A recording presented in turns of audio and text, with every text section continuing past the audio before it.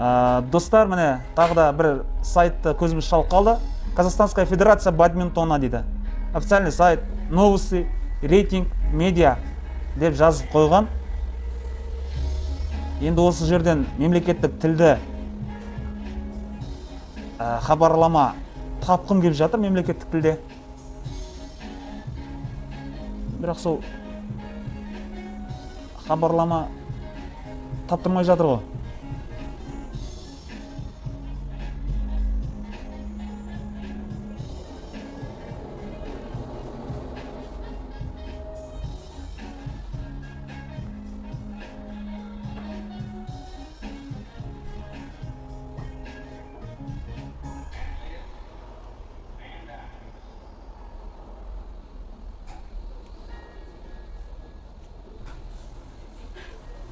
Мәссаған.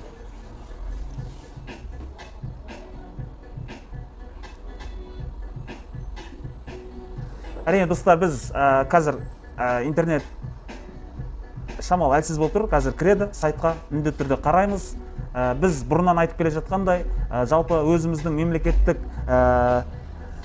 тілдің мәртебесіне нұқсан келтіретін кез келген жайтпен күресуімізді тоқтатпаймыз. Сіздер де тоқтатпаңыздар, тоқтатпауымыз керек. Мемлекеттің жалпы мемлекеттің мәртебесі, мемлекеттік тілдің мәртебесі. Сондықтан да достар, бейжай қарамайық.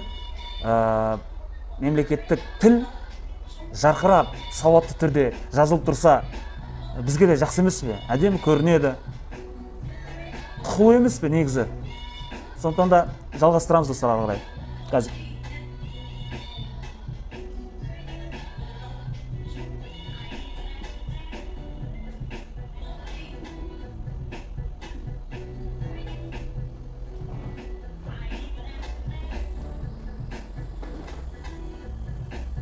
Министерство культуры и спорта дейді.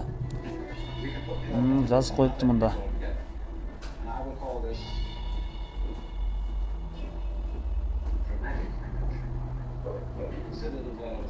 Хабарласып көрейік қазір Астанаға.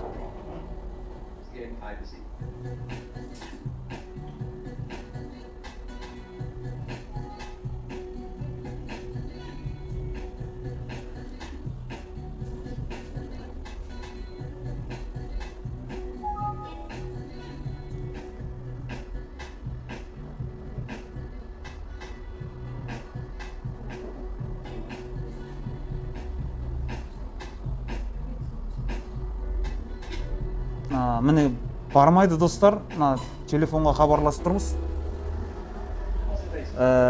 Өкінішке орай бармай жатыр. Біз енді көріп отырсаңыздар, сәлемдеме жеткізсеңіздер.